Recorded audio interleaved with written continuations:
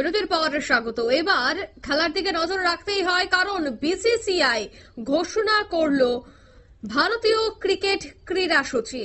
মৌসুমের 8 অক্টোবর প্রথম ম্যাচ খেলবে রাজ্য মহিলা দল। 15 অক্টোবর 22 গজে নামবে ছেলেদের দল। বিস্তারিত সে বিষয়ে জানবো। টেলিফোন লাইনে যুক্ত হয়ে গেছে ক্রীড়া সাংবাদিক বিপ্লব চন্দ্র। বিপ্লবদা, মরশুমে যে 8 অক্টোবর থেকে ম্যাচ শুরু হতে চলেছে, সেই ম্যাচে রাজ্যের মহিলা দল যোগদান করবে এবং 15 তারিখ যোগদান করবে ছেলেদের দল। কি জানতে পারছো?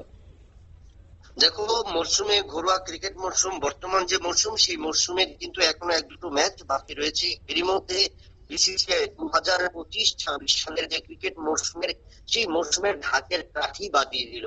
অর্থাৎ বিসিসিআই আগামী বছর, অর্থাৎ চলতি বছর থেকে আগামী বছর পর্যন্ত যে আসর চলবে দেশের বিভিন্ন প্রান্তে এবং যে সমস্ত ইভেন্ট গুলো হবে মেয়েদের এবং ছেলেদের, তার ক্রীড়া সূচি ঘোষণা করে দিল।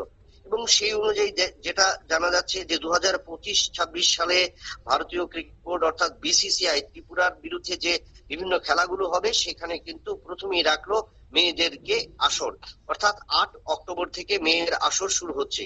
এবং অপরদিকে সিনিয়র ছেলেদের যে আসর, সে আসর হবে 15 অক্টোবর থেকে। অর্থাৎ মানে এক সপ্তাহের ডিফারেন্স, পার্থক্য রয়েছে, কারণ 8 অক্টোবর থেকে মেয়েদের আসর চলবে এবং 15 অক্টোবর থেকে শুরু হবে ছেলেদের আসর। এবং এরপর একে একে যে সমস্ত আসরগুলো হবে, কারণ আমরা যেটা জানি যে প্রত্যেক বছর বিসিসিআই অনুমোদিত 14 থেকে 15টি ইভেন্টে, 15টি টুর্নামেন্টে কিন্তু রাজ্য দল অংশগ্রহণ করে এবং সেই ক্ষেত্রে বেশিরভাগ খেলা ভারতের বিভিন্ন রাজ্যগুলিতে হয়, ত্রিপুরাতে হয়, এবং সেই অনুযায়ী ক্রীড়া সূচি ঘোষণা করে। এবং এবছর কিন্তু অনেকটাই, প্রায় 3-3.5 মাস, 90 দিন আগে থেকে কিন্তু রাজ্য দল কোন কোন টুর্নামেন্টে অংশগ্রহণ করবে এবং কি টুর্নামেন্ট ঘোষণা করা হয়েছে সেগুলোর বিস্তারিত জানিয়ে দিল। এবং সেই ক্ষেত্রে মেয়েদের দল প্রস্তুতি হবার একটা সময় থাকে এবং সেই জায়গায় দাঁড়িয়ে যেন রাজ্য দল প্রস্তুতি নিতে পারে এবং রাজ্য দলের ক্রিকেটাররা যেন নিজেদের মধ্যে সক্ষমতা তৈরি করতে পারে, সেটা নিয়ে কিন্তু আগা থেকেই ঘোষণা করে দেওয়া হয়েছে।